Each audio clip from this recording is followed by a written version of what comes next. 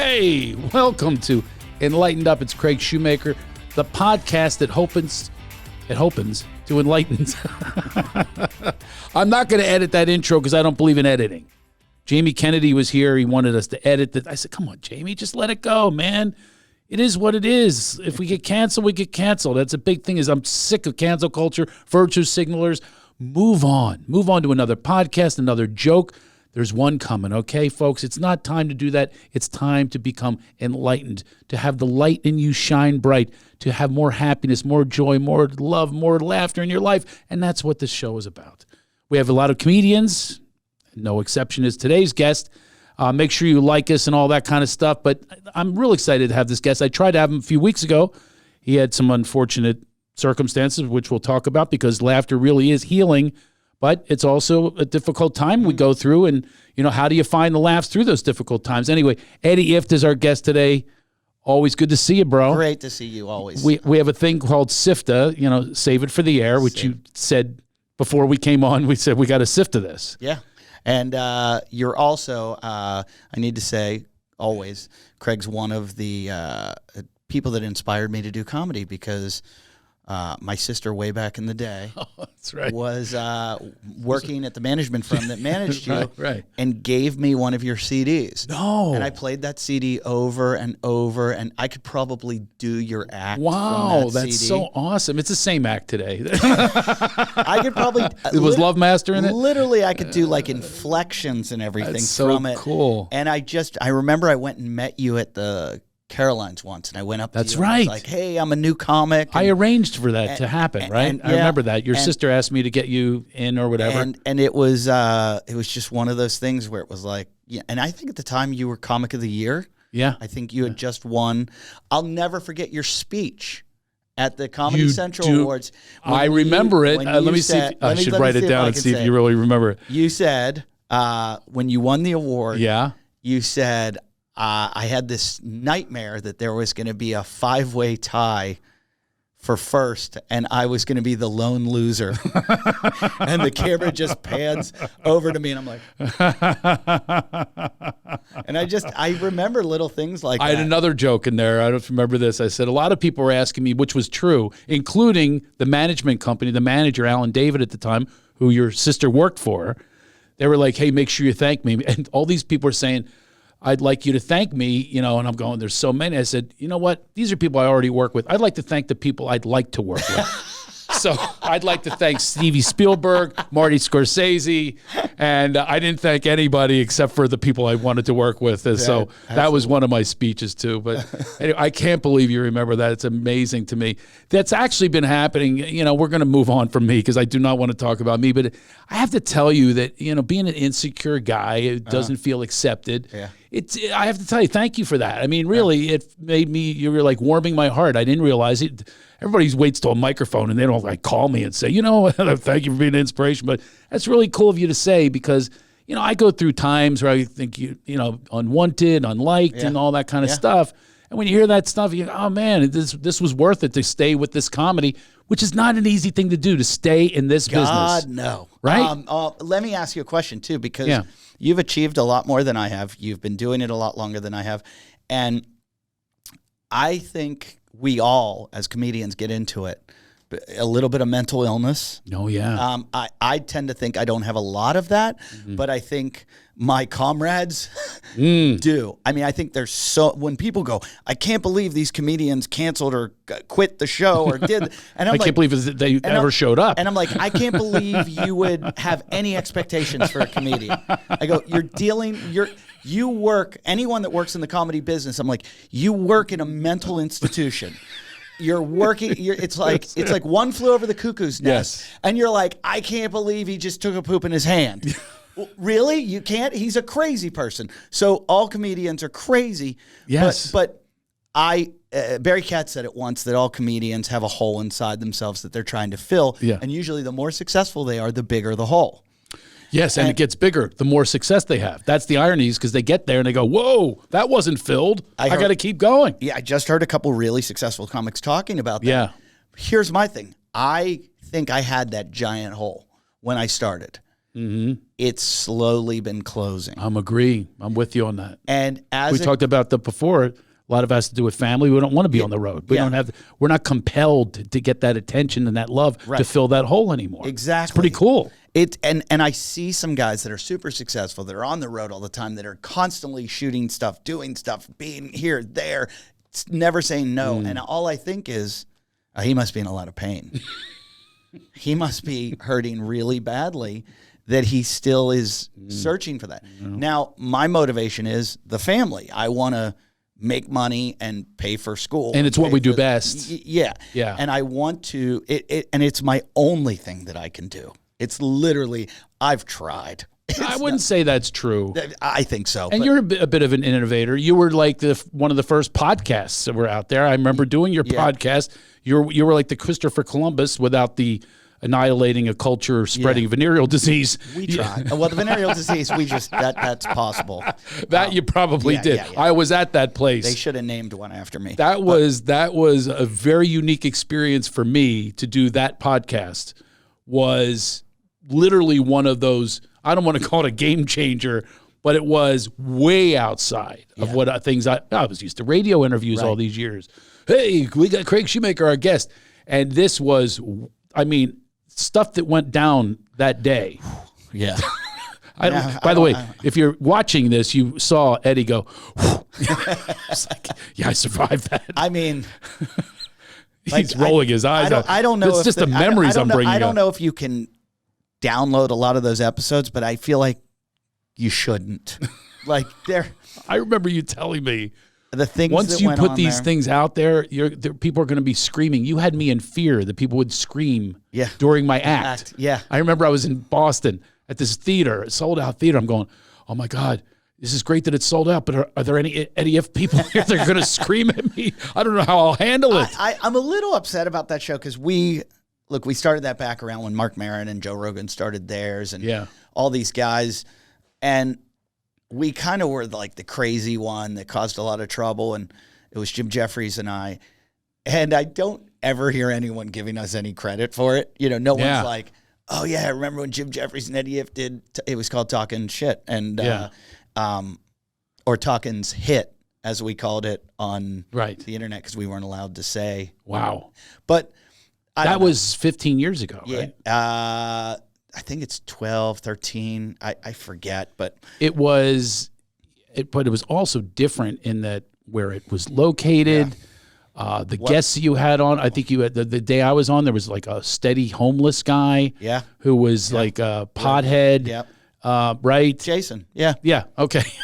Bring you back all the. I feel like I'm in therapy with you right now. I could talk about it. I honestly would like to make a documentary film about it because it was so insane what went on and what happened from it. What it spawned, and but I moved on from it because of. I got married. I had maturity. Kids. Yeah, and there was a lot of that. I miss it in some ways. I've never laughed that hard in my life. We used to just sit there and laugh so hard. And then Jim Jeffries, let's talk about that. He exploded after that. Exploded. Is that because he had a lot of pain? Yeah, I did. He's still working out that pain. Look, he's really successful, so there's probably a lot of...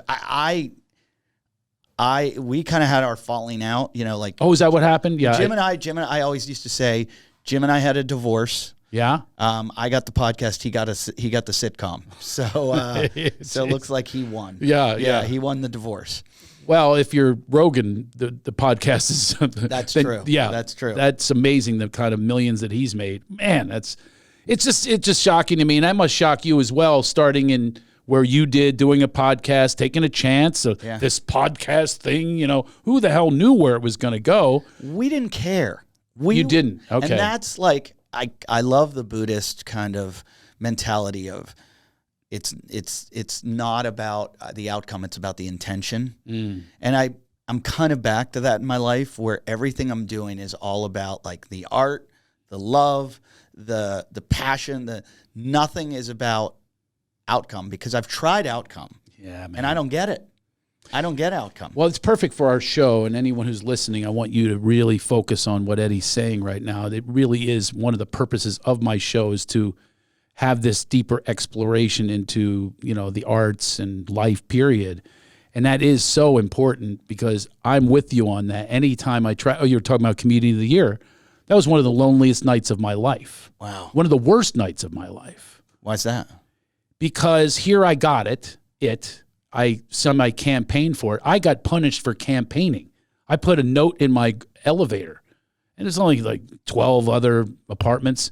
Someone in the elevator took it down, showed it to another comic, and he went off on me that I was campaigning, and we became enemies or whatever it is. I'm never an enemy of anybody, but some people don't like me. Yeah. So, but that's where he took it. That word got out that he campaigned for it. I was like, Tom Cruise, if he wants to win for Mission Impossible, they're spending literally millions of dollars to win an Oscar or something. Yeah. So I'm trying to get this little Comedian of the Year award, and I put a postcard in my elevator and got punished for it because you don't want to mess with comedians. That's the thing is comedians are the smartest of all the artists. Yeah. Right? Yeah. So therefore, they have the best heckles. Mm-hmm. They have the best resentments. They're well-formed. Oh. And to be on the other side of that, I got to be that guy, and thank God Jeff Dunham won the next year, and run with the peanut heckles. I always think about that when I get in an argument with someone. Yeah. I'm like, you don't know what I'm capable of doing. Exactly. And I got in an argument with a lifeguard recently on the beach. Yeah. And I just thought, like, he kind of toughened up to me. And the reality of the situation was he's older than me, and I was like, you're not intimidating me. And second of all, there's nothing you can really do. But he was making all these comments, and I was like, I'm about to dress you down. Yeah, yeah.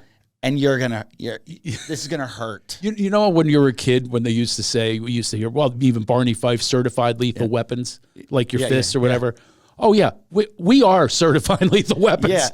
Yeah, I don't know if it's healthy, but it's. We know it though. It's a weapon. Just like somebody who is a black belt, they do not get in fights. Right, and we try to do the same thing. We try to hold back as much as we can. It's exactly. But we know, not in an arrogant sense, but just a well-trained athlete. And it's almost like that guy. I keep taking the punch in the face, and I'm taking it. And I'm like, dude, you're gonna regret this. You're gonna regret this so badly. I like to surf a lot. I did it to a guy out in the water. He's jabbing and you're roundhousing. There's kind of an etiquette to surfing. Yeah, and this guy was just being overly aggressive one day. And he kept just stealing my wave after wave after wave. And I looked at him one time, and he was paddling for the wave, and I just went, "You got it!" And he paddled back and started splashing the water at me, and he was going, like, no respect, blah, blah, blah. And I just quickly just focused on every detail and I think we do that as a comic. We look at something and we go, okay, they used red color here, yellow here, and there's black there, and then there's corners there, and then that's written in a font that's different, and we just analyze. So I'd already done that. We're a beautiful mind. Yeah, and then I was able to pick apart everything from the stickers on his board to his earring to what car he probably drove to, and I just dismantled him. Oh, you did? You didn't. It didn't remain in your mind. Well, I mean, he got too aggressive, so I started. And surfers are very quiet and solitude. Yeah. The laughter started out in the water, and everybody's laughing at me, making fun of this guy. And he starts to kind of threaten me, like physically. And he's like, yeah, I'm going to go to, wait, I'll see you on the sand. I'm going to go get my boys. And I'm like, you don't call 70-year-old men boys anymore. And I was like, you are a geriatric, sir. And I was like, there is no way you're going to get your friends out of their wheelchairs and come down to the beach because they're going to get stuck. And you have an audience for this. And the whole beach is laughing. And finally, he paddles out, storms up the beach. And I'm thinking, the place I was surfing is a little rough. And I'm like, oh, you might, go get a club or something, like a tire iron or something. I might be in some trouble. So I paddle out, and my wife's sitting on the beach. And she's like, all that commotion I heard out in the ocean, that was you, right? And I go, yeah. And my daughter at the time was a baby. And I'm thinking, this guy could be part of this, pack of, scumbags. And I go, give me the baby. And I'm like, nobody's going to come down and fight a guy holding a baby. Good thinking. Yeah, so I was like, give me the baby. Good thinking. Not in Philly, though. Philly, they'll toss the baby and go after you. And you're from Pittsburgh, speaking of Philadelphia. Yeah. I find a lot of similarities, but a lot of differences. A lot of differences. Yeah. I think more differences than similarities. It's funny you should say that. Yeah. What do you think the biggest difference is? I have one in my mind. You're probably not going to go here, but I want to know your thinking on it. Pittsburgh are really nice people. I'll go with that. Nicer. Definitely nicer. Yeah. No, that's too generalized. No, we're looking for generalized. I mean, that's so generalized. The Pittsburgh people are, then I will go with that. Yeah. Just from my airport experiences. Okay. I think Pittsburgh has a little more Midwest. Oh, absolutely. Where Philly has a little more East Coast. Edge. Yeah. Anger. Yeah. Chip on the shoulder. Yep. Yeah. Much less out there. White people, black people, same thing too. Yeah. You know, you it's not like it's both. You know, you go, it's the same thing. You get a little more racist though. What, Philly or Pittsburgh? Pittsburgh. Oh, no. You got to go with me on this one. They threw batteries at Dave Parker with the Pirates. I remember that was racially motivated. That wasn't because of the way he was playing. I remember that. Or they would have gone after Kent Colby or something. I have a joke on stage when I'm there about how racist they are. I go, I forget what I do where it's an old joke, but it was something about how racist they are. And I go, you love black people here in Pittsburgh. You love them as long as they're playing football or baseball for you. Yeah. I go, but on their drive there to the stadium, when you go through the Hill District, you make sure you lock your doors. Oh yeah, that was the big thing growing up. Lock your doors. We're going through a bad neighborhood. Yes. I'm like, when's the last time you were driving through a bad neighborhood that somebody ran up to your car while it's speeding down the road and opened your door? Oh, but every one of us was trained on that. Absolutely. And you tried to do it casually with your elbow with the lock because you didn't want to look like a paranoid white person. So you kind of like lean back like you're yawning, click. And you'd get it with your elbow. Oh yeah, you didn't want to look like you were afraid because that would make them angry. But Homestead, which is amazing now, they have this unbelievable comedy club, the Pittsburgh Improv. At one time, when I lived there in the Pittsburgh area, it was the corner of crack and homeless. Yeah, I mean, it was. I never would think Homestead in the future will end up to be this little metropolis, a little mini metropolis. But surrounding it though is still. Here's the difference that I find. Speaking of surrounding, if you took a photo in 1983 of Pittsburgh and the surrounding area, same exact photo. Mm-hmm. There's no new homes. And they were old in the 80s. Yeah. That's what I don't even understand. It was like they were built old with people in generations living in the attic. Then they go downstairs. Then they go basement. They live in paneled basements. Yeah. So the paneled, mullety, members only thing, not in Philadelphia, but it is there. That's where it's more Midwest. Pittsburgh, all the new development is way out, like way out in the farm territory now. Sewickley and outside of there. Yeah, Cranberry. Yeah, right. Even, I just went home. I grew up in Fox Chapel. I was looking at my parents' street, and there's a lot of big money that has moved into where they live. And there's a lot of, Pittsburgh's developing now. It's Google. Google has a hub there. CMU is Carnegie Mellon. Wow, good. So there's all this money, and home prices have started to sky. They were in a bubble forever where you could buy a nice house in Pittsburgh for $250,000. And now they're getting up in the million price range, for a decent house. And I'm driving through, like, down my street, and I'm looking, I'm like, not one of these houses has changed. Like you say, unbelievable. And it's the same people living in them. Yeah. That's the topper. The families live in them for a lifetime. They bought it for like probably $10,000 back in the 60s, 70s. Yeah. Well, and it just friends of mine from high school. They'll put paneling and also they put aluminum siding. That's they're updating. Yeah. And maybe a little wing for the grandmother quarters that they call them. Well, friends of mine from high school that have moved back there, lived there, grew up, went away to college, came back and bought like other friends of ours houses. Right. And I'm like, that's kind of weird. Right. It is. And it's not. And there's like things buried in there. Like literally. Philly also you have access to the beach. You're an hour away from the beach. So there's a lot of that summer getaway. That is way true. As a matter of fact, a guy from Beaver Falls, your area, I took him to his first ocean, and I will never forget it. We How were old high, was we he? were so high. In college? Yeah. Wow. I took him to his first beach that he had ever seen, and I will never forget that. Dave McKnight, I will never forget his face. Of course, he was high when he saw an ocean for the first time. Wow. Because you guys aren't trained on going to we went every weekend. It was like, thought nothing of it. Yeah. And this guy saw it for the first time, and it was remarkable. It was a huge deal for us. We would plan all year to go down to Avalon, New Jersey for 2 weeks. You did Avalon? Yeah. I was going to... Wow, you must have had a little money. Eddie Ifft. Eddie Ifft had a little bit of money. I was a Stone Harbor lifeguard. I did not know I spent this. 3 seasons with the Stone Harbor Beach Patrol. I have an in for you for a club now. Which one? I have an in for you that he's going to... I know you don't know this. It's not Soul Joel. No. I have an in now for a club. The guy grew up going to Stone Harbor, so you were probably his lifeguard, and he still takes his kids there, even though he lives states away. Atlanta Punchline. Correct. Of course. Oh, man. We figured Jamie out. Bendel. I thought. Jamie and I figured out. This. Okay, so you already know this. We used to hang out at Reggie's Arcade and try to pick up girls at the same time. Wow. Like, and I was there too. I can't believe this. That's so crazy. Like I said, when did your family go? Yeah. He would tell me the date. And I'm like, that's exactly when my family would go.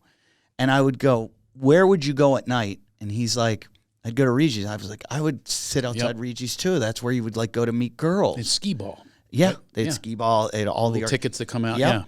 Yeah. And we always, in fact, Jamie and I did a show in Stone Harbor. You did not. Did he book it? Or no? There's a show now at the what used to be the old movie theater. I think it still is a movie. Oh, I know that. Yeah, they do a comedy show there. I heard that. That's right. And it was great for me because I brought in all the like old lifeguards and everything. Wow. And oh, that's awesome. And Jamie was on the show with you? So Jamie was in town when I was there, and I said, jump on the show. Jamie is the owner of the Punchline. He has how many jobs does that guy have? He's unbelievable. He's like a lawyer. He owns car dealerships. He has more slashes in his than such a great guy than it's in his job title than a Wes Craven film. I'm afraid of a lot of club owners. Like I think they're like serial killers, like on the same level. I really like Jamie. Yeah. Yeah. Who is your favorite? Now, I do not want to go on the inside, but we'll go a little more on the inside of comedy. Because it is called Enlightened Up, and we really are about enlightening through levity and laughter. So that's what we are talking about. But I do want to have one inside question for you. Mm-hmm. Favorite club owner of all time? It's actually pretty well known. This guy is at the number one answer of many comics. He's mine too. Even though he doesn't hire me anymore, I'm okay with that. Or he hasn't in a while. No, you don't have it? No, I mean, I really do like a lot of guys. Yeah. And so do I. And some of them I just deal with. No, you don't have it off the top of your head? There's so many that I'm not being political, but there are so many that I really, really like. That yeah, there's a long list. Maybe not that long. It's maybe like 5 or 6. Well, another thing is they're out of the business. A lot of them are out of the business. True. This guy still is. True. I'll give you one hint. He's like a classic. He's just like a classic person, a classic guy. And I just can't believe we're not a lot of people get this off the top of their head. I know once you say it, I'll tell you the worst. Okay, give me the worst. Well, he's dead now, so I can mention it. I noticed you were so committed to who the worst was. I'm going, he's so committed, he's going to announce it, but now you are because he's dead. Craig Glazer. Oh, yeah. The Glazer brothers in Kansas City. We're just talking about them the other day. All 3 are dead. All are dead. All 3 are dead. However, at young ages, you know, when I say that's crazy. He was the worst club owner. I did not like him. I liked Craig. Yeah, he was the biggest scumbag in the world. Yeah, well, they did prison time and coke and I would go there every year. People were like, he doesn't pay you sometimes. And I was like, it's too amusing. I have to go because I get so much material. You must have had such a good life growing up that you just wanted to see what it was like to suffer. So, I think that's a little bit I had of it. the opposite. I actually did not care for them that much because I grew up with such anxiety and stress and suffering. Yeah. You know, I just want to get away from it. And this guy that I'm about to name, though, is the opposite. He's like pure Lewis Lee. Old school class. Does that not give you a hint? I like people that are just, he's got that Give me the state. It's a gentleman. He's a Will gentleman. the state give it away? Yeah, 100%. I mean, you're not getting it. It's amazing to me. I'll keep talking until you get it. Maybe I don't work for him. That's true. I doubt it, though, because for a certain reason, I doubt it, of which the reason is you would get it right away. I'm trying to think. Yeah, but I like people that treat you. This is where I don't want to sound like the old man, get off my lawn, but this is where manners and integrity, this guy has all of that. He's literally a manners guy. Look you in the eye, shake your hand with a firm handshake, all that kind of stuff. I try to teach to my kids. Oh, and by the way, my son does have it. You're killing which is awesome. That is great, too. Yeah. I just went cross-country with him. I watched every person who met him, every adult was like, wow, he's a nice young man. Yeah, that's so great. I can go get him jobs. I got him a job with Lakers. He now works for Lee Steinberg. Oh, the agent. I know. And I could do it knowing now he's a shit with me. Wait till you see what you're in for. You have a little. As he should be. Oh, no. Yeah, he doesn't do this with me. Doesn't clean. Doesn't do anything I ask him to. Resists. Fights me on. Oh, but nobody else. No, they love him. And he's learned that, from me, and he watches how I am with my old friends and stuff. Yeah. But this guy, all right, I'll give you the one clue I will give you, close to Pittsburgh. That's why I'm surprised you didn't get it. Close to Pittsburgh. Oh, geez. So are you saying Stroop? No. Because I've worked for Stroop. I don't really know him that well. I don't know him. I've never met him. But I met him for like a minute in a kitchen. So Pittsburgh, I'm trying to think. Close to, you're in the right area Cleveland, with Stroop. I've never worked. Oh, that's the answer. Are you talking about Pickwick? Yes. I've never worked there. Oh, no. No. You have to work there just to meet him.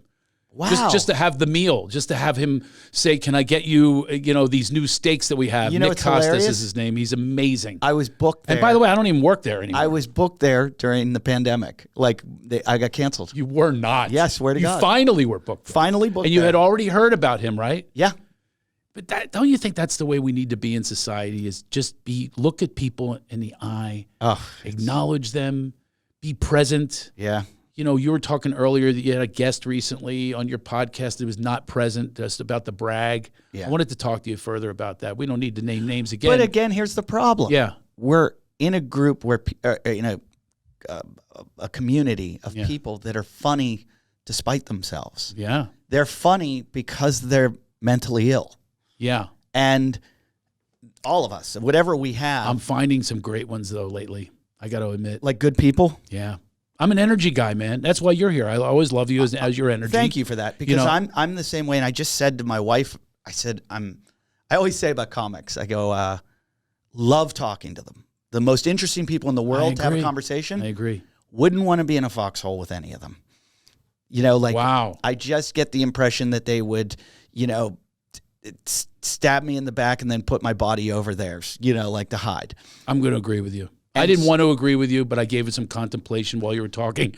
And I have to tell you, I have been, it's funny? Do you ever have this happen? Okay, go ahead. I got to tell you this. Yeah. This is crazy. This just happened. So I used to try to name the comics that I would be in a foxhole with. And, come on. Can I be on the list? My CD? My first CD. I just went cardboard. I named Jim Florentine as one of them.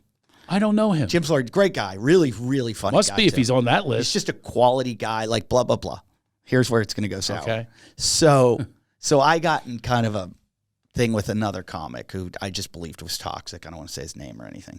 And just a little, just wanted to distance myself from him. And so I didn't do anything to him. I just avoided him. And then when my new album came out, I went out, reached out to friends and said, hey, can you do me a favor? Can you promote my album on Twitter or something? And say it just came out. And I reached out to Jim. And Jim said no.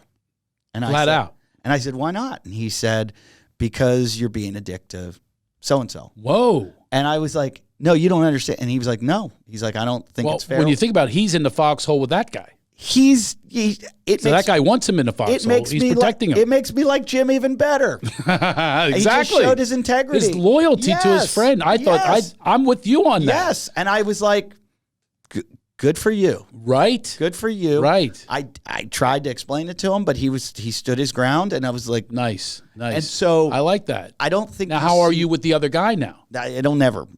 Really? Never. Remember, we talk about mental. Like I try to. It's hard enough raising my children to expose myself to that. I used to do it a lot because I thought it was hilarious. You saw my podcast. I would have crazy people around me constantly. And then, it sucks a lot out of you. And then I talked to Dr. Drew about it once. Yeah. He said to me, he's like, Eddie, I do that too and used to do it. He's like, but when you start to get on the inside, you see what's creating that craziness. You see a lot of sadness, a lot of pain, and it's maybe not good for you. He's like us, by the way. He's another one. He draws them in. Oh, yeah. And so for his own reasons. Yeah. And so I'm going to have him on and talk about it. So I just started going, you know what, I got to worry about taking care of my family and what's best for them. And so I just tried to put myself with, you know, people that care, like, you know, I care about people and I will do anything for anyone, but I don't want someone who's take all the time. Yeah. And you know what we're going to do after the show? We're going to become better friends. I'm serious. Okay. Because energetically, that's where I am as well. Yeah. So why not go, okay, we're all mentally challenged. Yeah. You know, if you say with mental illness. So if you and I are less so, so form that club. Yeah, but it's just because form the club, but people are kind of getting on the other side of it. But I think with accountable, responsible, working on their integrity, that kind of thing. But with mental illness, it's just like physical illness. You can overcome it. That's right. And you can get better. And then you can get worse again. And then you can get better. So I believe that with like mental illness too. I think there are times I've had a lot of anxiety and I've worked through it and gotten rid of it. There's times I'm a hypochondriac. But doing it alone though.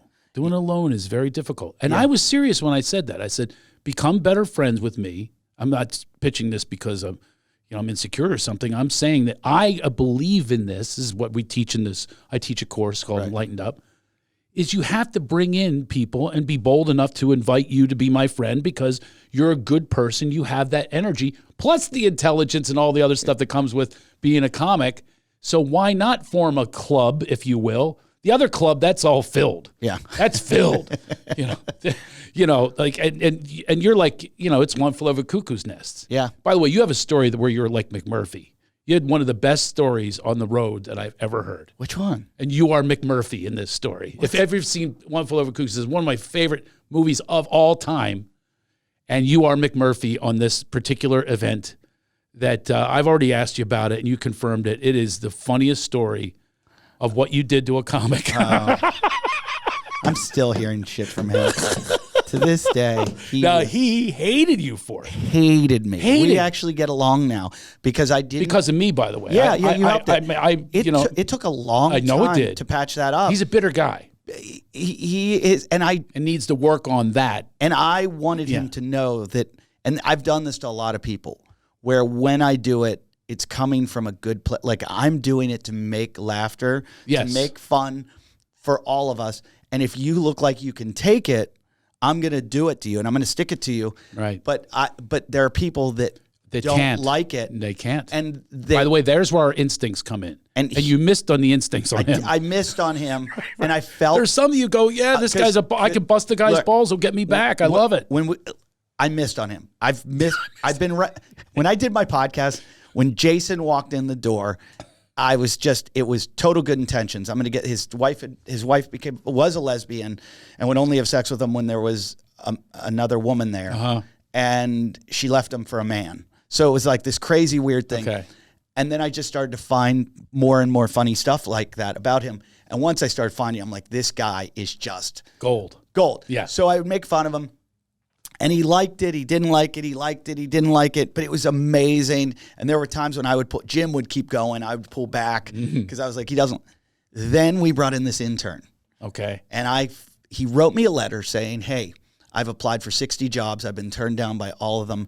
I'm about to kill myself. And he said, the only thing I can think of worse than killing myself is coming to work for you for free. And I went, you're hired. And I went, this guy's going to be the best.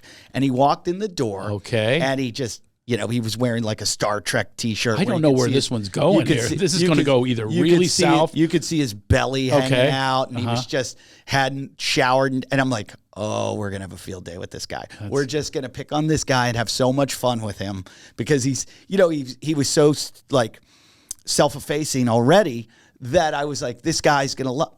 So he came on the show. He sat around. He was the intern, and we started to pick. Okay. And see how far he can go. Started to get really funny. Yeah. All of a sudden, I saw his cheek start quivering. Uh-oh. And I went, in my head, I was like, stop. Right. And everybody else started to kind of pick on him. And Uh-oh. I was like change the subject every time. We got to shut this down. Show ended. He left. And I went, never again. Don't anyone ever make fun of that guy again. Right. And they were like, why? I'm like, he will murder us all. That guy is not here. Yeah. Like, because there are people you can pick on. There are people you can't pick on. That guy. That's where our instincts come in. And I just went, you don't ever pick on him again. And I love when someone is pickable. Yeah, I do too. I love it. I do because too. I am too. I'll lead with, my friends tell me there's nothing left on the bone for us to get because you've already removed it for myself. I found a new one this week. I've already like told them everything about me. I've exposed everything. There's nothing else you can expose. So they're actually mad at me for it. But then I think, we're all in this together. Let's go. No, there's some. You got to feel it. But you did this with a comic. It was a new comic at the time. And when he told me the story, Eddie, I have to tell you, he's telling me the story. I'm going, this is the funniest thing ever. I'm not feeling sorry for him. I'm not thinking he's righteous in this resentment. I'm thinking, you need to get over yourself and agree that this was a great bit. It's the greatest bit ever. I tell the story as part of the stories of the road like I was there. It was in South Africa. We were there at a beautiful hotel. We were there for 3 weeks, and it was relentless. You went after him. It was you felt every he was the rookie. You were hazing the rookie. Every day we were like, what can we do? Who's the other we? I can't remember the other. Jerry D. out of Canada. He's Mr. D on his TV show in Canada. Okay, I don't know him. So it's the three of you, and there's this the three of us, flat out rookie. We hung out. We were like a group. We were, all the comics. There were like 25 comics, and we were. It was a comedy festival. Oh, and we were like every day and every night hanging out with each other. Okay, and we were having the best time. That's why I was so weirded out when I came back. That he got weirded out. That he was so upset. All right, so you have this nice hotel, and they have massages. Well, not just massages. A spa. It started with a high end though. Right. So he got booked on the festival, and I was like, he's not funny enough to be on this festival. And I was kind of a little like, well, now I really can't say his name. My insecure. No, he's hilarious now. But at the time, he was like an open micer, and they would probably admit to that. Okay. They had a lot of like headliners. Okay. And I was a little like insecure that like, why does he get to be on this? I've worked hard. And he runs into me in the street. He's like, "Hey, I'm going to South Africa with you." And I was like, "Oh, you?" And he goes, and then he texts me or calls me. He's like, "Hey, you want me to pick you up, share a ride to the airport together?" I'm like, no, I don't. And then I see him at the airport, and I'm like, "Oh, it's him." And then I'm on. And he has that way about him too. That let's use the word desperate. Yeah. Yes. Which none of us like. Yes. And on the plane, instinctually, we don't like desperation. No. And on the plane, yeah, I'm sitting there, and it's like a 15-hour flight to South Africa or something. We went to London first. And so we're flying to London, 6 hours. Same flight. And I'm on the plane. Yeah, same flight. Okay. And I see him out of the corner of my eye walking up the aisle. And I just look over like, that's him. And have you ever seen his Muppet walk? Yes, yeah. And he does the Muppet walk. Does the Muppet to entertain you? Up to entertain me, up the aisle after I'm kind of like, ugh.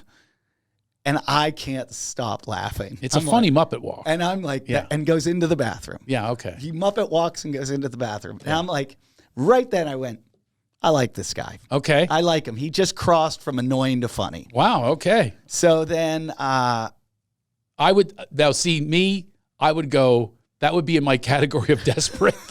I'm not as nice as you, I guess. I'd be going, he's doing shtick on the airplane. Yeah, but for a comic. I like that. Okay, good for you. I like that. You're a better man than I am. I would have put that in the category, but go ahead. See, I like so you get him, you get a hold of him. This is a mark. You could call him a mark. So then I meet, this is the craziest story ever. I meet this girl on the plane who I'm really close friends with her and her husband now. Yeah? She was a Sports Illustrated swimsuit model. And I'm talking to her on the plane. She's like, I'm going to London. I was living in London at the time, back and forth. And I was like, she was like, we have a layover. She was going to South Africa too. We had a layover for like 12 hours. And I got a hotel room. I was just going to go crash for 12 hours. She's like, I'm thinking about going into London and going sightseeing for 12 hours. She's talking all about it. And Rich is like right behind me. And he's going, yeah, I want to go see it too. So the two of them start talking about going around London. And I'm in my head going, this comic cannot spend 12 hours with this hot model in London. Finally, on my hotel room that I've already purchased, I'm like, that's it. I'm taking you. I'm your tour guide. Let's go. Because I can't let him have this. So the three of us ran around London and had the best time. We got drunk and went to all these tours. No idea about this. So, and I'm really good friends with her to this day. And she's great friends with my wife. And but so when we get in South Africa, I've already created a relationship with Rich. We do the first show. It was very intense, and he wasn't ready for that yet. Right. He has a bad show. Yeah, which he takes to heart. The newspaper reviews the festival, and they want people to come to the festival. Oh boy. Right? Because it's like a big thing for Cape Town. Sure. They review every comic great. And at the very end of the article, it says, died a nail-screeching death, like a heavy metal musician playing with a classical symphony. Oh my God. And it was like, I'm feeling this one. That's a good journalist. I know him really well, too. Yeah. I'm just dying right now, just thinking about this 15 years later. So we take a highlighter. Yeah. And highlight that. We go to breakfast, lunch, and dinner. Now you're together. mean. Listen, and there's beautiful women all over South Africa. Oh, yeah. Everyone, we're like, hey, we're the comics. You should come to the festival. Yeah. And the girls will be like, oh, really? You're the comedian? Oh, yeah, we want to come. And we're like, here, read our review. Oh. And you highlighted it. And we would point to him. You know what? I'm with him now. I hate you. I agree with him. Now I see. I thought it was about this massage story. No, it goes. It was 10 deep. Oh man, I'm with him now. But I just reversed that fast. I think his Muppet Walk is fantastic. Hold on. Okay, go ahead. Wait, this is going to flip a couple times. All right. So then the story flips. Then we look like the bad guys now. Then one day everybody's smoking weed in this one hotel room, like 20 comics, and he wasn't in the room. And I go, this is after he's always doing things like bringing the attention to him. So sure, yeah. And I love the guy. Sticky and all that stuff, yeah. So I said, I got a funny idea. I said, let's tell Rich that one of us, this is after the whole review thing. So let's tell him that the festival can't afford all the comics and they're sending one home. They have too many on the show. Mm-hmm. So they're sending one home. And you did not do this. I said, we're all waiting for a phone call. And if you have a red message light on your phone, what is wrong with you? Listen, if you have a red message light on your phone, you're getting sent home. It's like, and so we're all sitting in the room. It's like football teams. And we all go bring in your playbook. Yeah. We're all in the room and we're having the discussion about it. And we said, hey, Rich, we all want to stand in solidarity. Because he knows deep down, like he's the only one that bombed.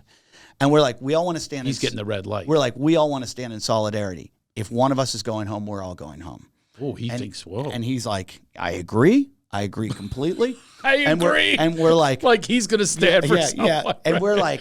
we're thinking about it. And this one comic goes, well, it couldn't be me. I'm the host.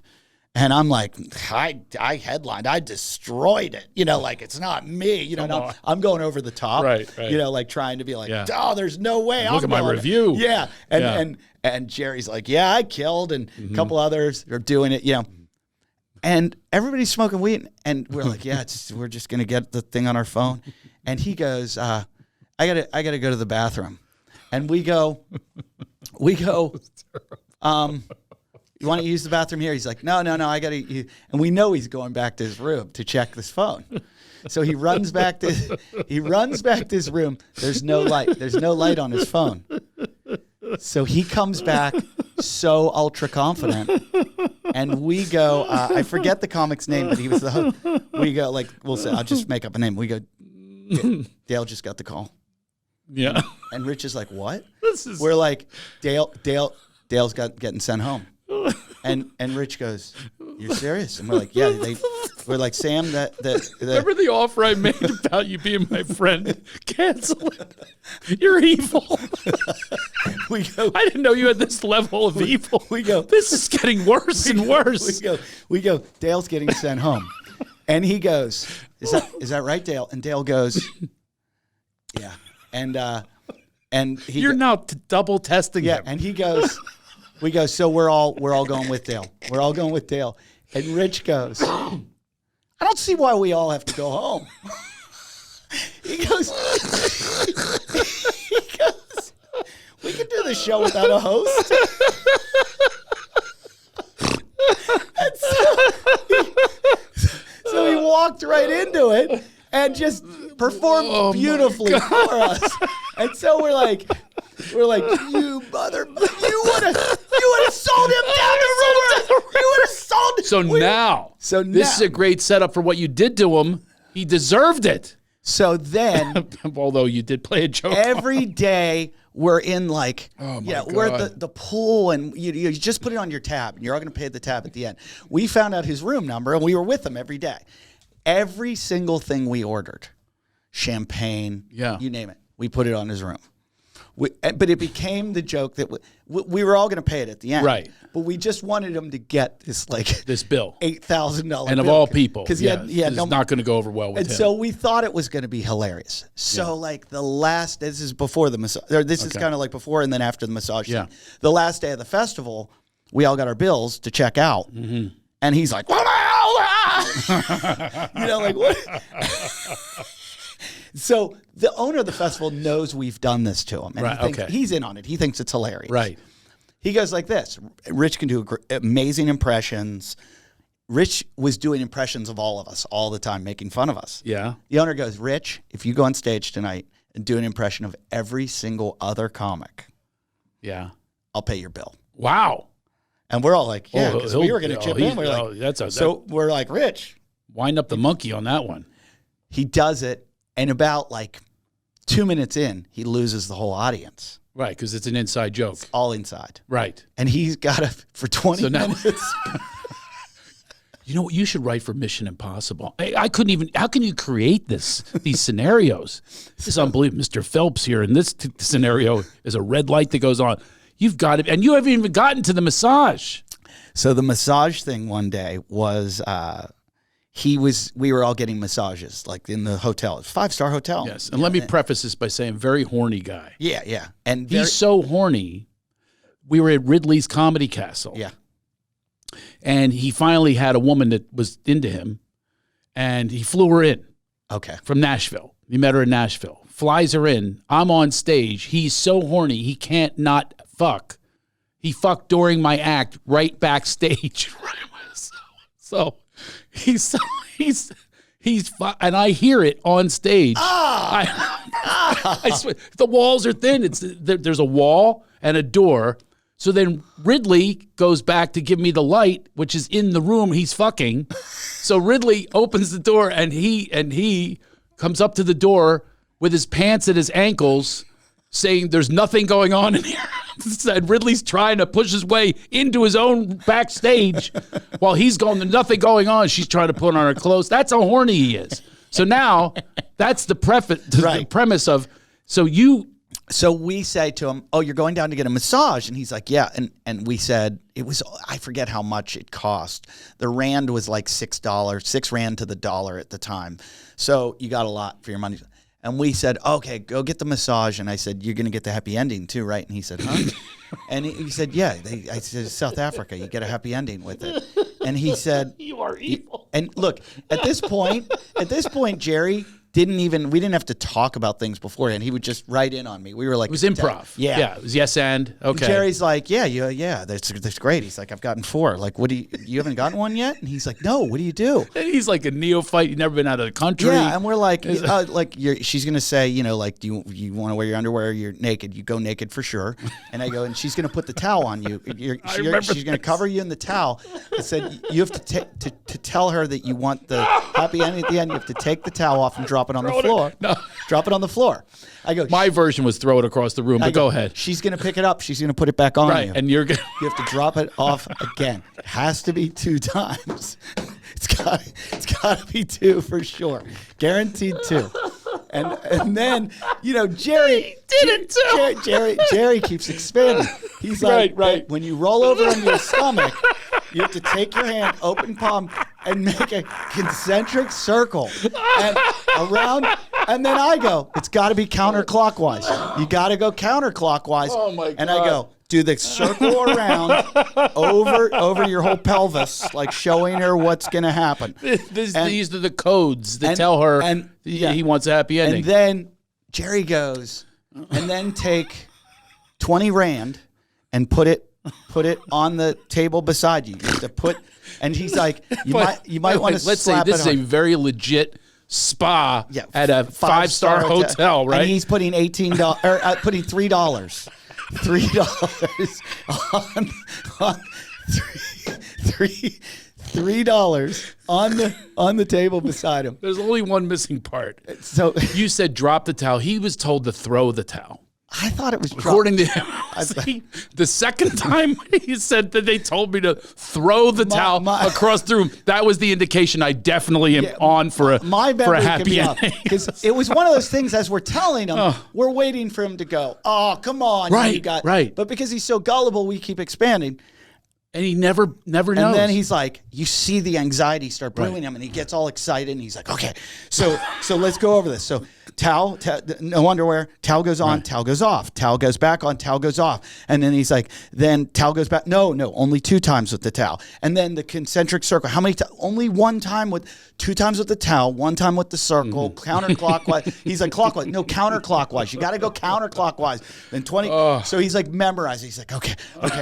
Got a cheat sheet. So he goes down. We hang out at the pool or whatever. He comes back later, and the look on his face is just, I don't know if it's anger. I don't know if it's sadness. I don't know what it is.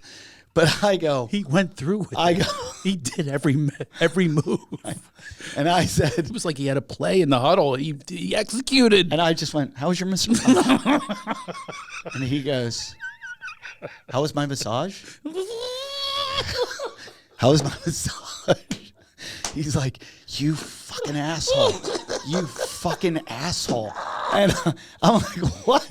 And he's like, I'm like, you. He's like, that was the worst experience of my entire life. And I'm like, why? He's like, I did the towel. And we're like, you believed us? And he goes, yeah. I'll tell you one story off air that I can't. By the way, you're missing one part of it. What? You also told him to start playing with himself. Oh, yeah.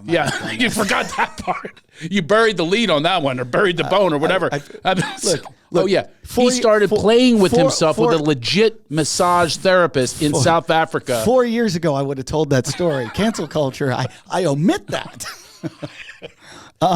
So, Greg, come on. God. Anyway. All right, you're back, my friend. You're back, my friend again. I said, that was too clever. Did you at least enjoy the massage? And he goes, I had so much anxiety waiting that I was going to get this. I couldn't enjoy it. And he goes, you know how much that thing cost? She threw him out.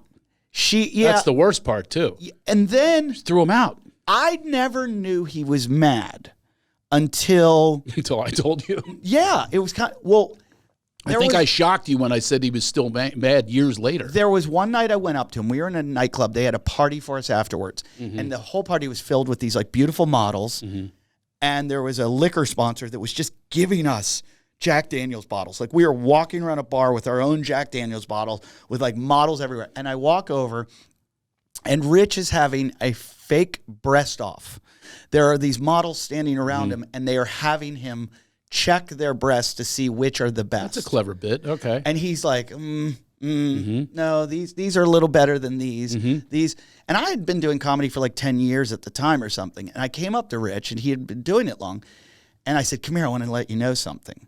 I said, it's never going to get any better than this. Like, and what I meant was, I've been doing this a while.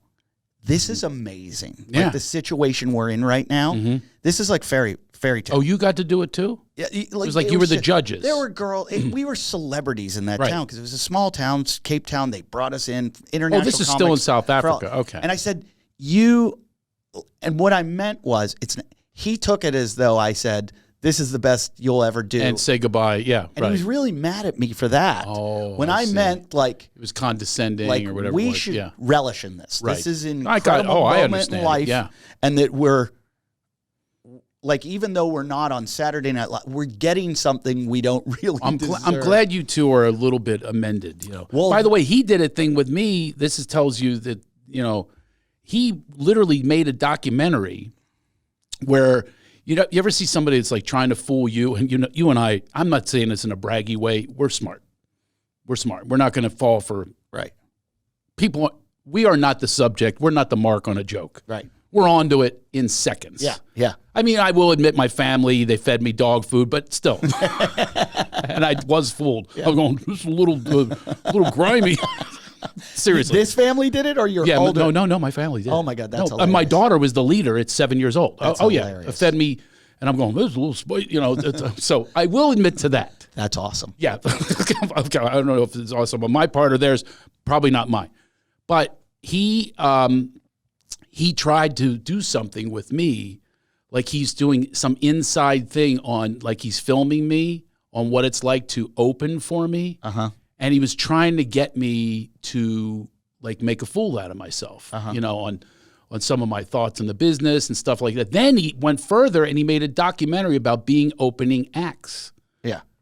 But it was really about him being angry at the way I was with him as my opening act. Now, are you two good now? Oh, yeah. Okay. I mean, I talked to him the other day because I actually called him on something. I said, there was a guy, a comic, mentioned what an asshole I am on a podcast. Right. And it got to me. It's a very popular podcast. Sure. And I'm like, and I listened to it, and this comic that I don't even know why he would bother saying he told what I supposedly do with my opening acts, I have them put out my cards and stuff like that, treat them like shit, whatever. But I know that he got it from him. That's where he got the story from, because this guy's never, I hardly even know this comedian. Right. So, he keeps going with this, it's like a bitterness towards, bigger headliners or whatever it is. And I want to say to guys out there that if there's anyone listening that wants to be an opener, I take usually friends with me to open that I can that are good hangs. Same here. Yeah. However, I really like when an opener comes, never goes over their time, never tries to blow me off the stage. 100%, yeah. Never does lots of crowd work, never does, like if they see an opening where they can tear the crowd apart, they don't do that forever. I like that. I prefer that. Serve the purpose of the show. Yeah, they're not there to see you. And I like, yeah. There are guys that have opened for me, sometimes I don't take an opener and I just show up. The guys that I come out and they've put all my merch out for me, just done it. Right. I'm like, this is a great guy. This is a guy that I really like working. He showed it was respectful. It made me like him. And those are the guys. And I see guys like that end up going on to open for big names and making a lot of money and having a good career. Yeah. So if you're one of those guys that's out there, if I could do it all over again, I would have been. If I knew that, I would be, putting your merch out, selling everything, shucking it. What I propose to them, and by the way, really rarely works because they're not foxhole people, right? Rarely works this proposal. I will take you in this career where you are 1 o'clock in the morning hoping to get a spot at the Ha Ha Room, right? I will take that, microwave it, and you will instantly be in front of sold out rooms, mature audiences, in front of A venues, in front of all the managers, and everybody will now see you. They will know your name. Doesn't that sound like a great proposal? Yeah. Every one of them, practically, every one of them end up resenting me. Yeah, it's really, wanting more time. Yeah. How dare he does this to me? How dare he makes me put his shit out? Craig. What? You're working at an insane asylum, and you're having McMurphy. You don't know why they're standing there with shit in their hand. Here's what you're going to do. You're going to take, and you're going to go counterclockwise. That's just a classic. Eddie, man, we ran out of time fast. That was ridiculous. We got to do like a 5-part. Anytime. But now you're going to be my new buddy. You're back in. Anytime. I took it away when I saw how evil you are. I told you. I took out the offer. I told you. I knew when. But just know that I'm on to you, though. So I'm on to you. So if ever you try, we'll find another Mark together. Yeah, I would love that. But the thing is, these opening acts, they get an attitude. Like I said, I hang with out. a bunch of guys in my neighborhood now, and I have one that's my new Mark. And really? He's a really nice guy, and I like him. Yeah. But I like him because I'm like, I just it's an instinct. Yeah, I call them civilians, by the way. And people say you're a bully, and it's like, I've been bullied. I've bullied. Yeah. I've also been the first guy to stick up for the guy that's getting bullied. I'm the same way. I hate to see someone get bullied like badly. I had it happen in your neighborhood, by the way. Mine, I always wanted to be in good fun. Yeah. I always, and so it bothered me. Like I felt badly about what happened with Rich because I didn't want to hurt his feelings. I'm the same way. By the way, and I called him. The reason we are tight now is I did call him. And listen, I totally believe in making amends to people. Look at your part, look at your role. I just did it with somebody that quit that worked for me because someone told me that he didn't like that I said, and I wasn't being mean. He could hear everything. It was literally like, so I said, hey, Dumbo ears or whatever. And I didn't think that was an insult. Yeah. But apparently he ran with that and kept getting angrier and angrier, apparently, because he exploded on me. But I got to go, okay, why did he? And check yourself out. That's what we do, if you're conscious. And that's what, again, this show is about: enlightenment, consciousness, mindfulness, and it's all part of it. Well, thanks to you, Rich and I buried the hatchet. Good. And I remember it's back when I was doing Talking Shit, and it was a very popular podcast, and he wanted to come on it. I said, I'd love to have you on. I would love to have you as a guest. And one night we were at Swinger's Diner in Hollywood, and he was like, I want to come on the show. And I was like, okay. Adam Levine was sitting two tables over. Okay. I said, go over to Adam Levine right now and sing to him. Because you want to be on The Voice. And I said, go over and sing to him, and I'll put you on the podcast. Oh, no. And he gets up out of the table. Does not. In the middle of Swingers. This is also why I love him and think he's talented. I think he's got balls of steel. And if you see his videos lately. Oh my God. I encourage him to keep doing that. You do? Oh, all the time. Okay. I'm like, I show them to my wife. He did one yesterday. It made me laugh so hard. And I showed it to my wife, and I was like, you gotta. And I was like, is this just me, or does anybody, this is so funny. Did you see the one where the Southern girls? I'm not going to get into that. You don't want to hear my opinion on these videos. Anyway. We are good with one another. You are good, but after this podcast, it's going to go back to the other after you explain what you did. Anyway, Eddie, what a pleasure this was. Man, I had a good laugh, and I hope you did who were listening. Listen, you know that I have laughter heals for years. It is so good to laugh. I feel great right now energetically because I just had a big old yuck, a guffaw, a giggle. I mean, it's such a great time. So let's do it again. We don't have to have a microphone. I don't surf, so I'll watch you. You golf. I'll golf with you. I might get back into it. I might get back into it. I might. This sounds like I'm dating back in the 90s. My wife told me I'm not allowed. Oh, jeez. Would you stop with that? She's like, you don't need more hobbies. Oh, no. I'm going to have to talk to you. Yeah. All right. So anyway, we have so much more to talk about on another podcast, but our time is up right now. But Eddie Ifft, go see you. What are your... My new album's out, yes. Which is Sweet Home Alabama. I love that. So it's about Malibu. I live up in the hills above Malibu, which is more like Malabama.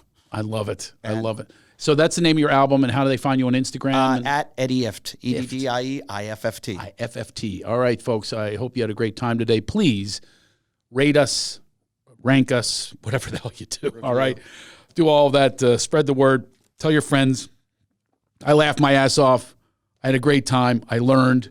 We're infotainment. You get information and entertainment, right, at the same time. Sure. Yeah. So you were talking earlier. We give them both, right?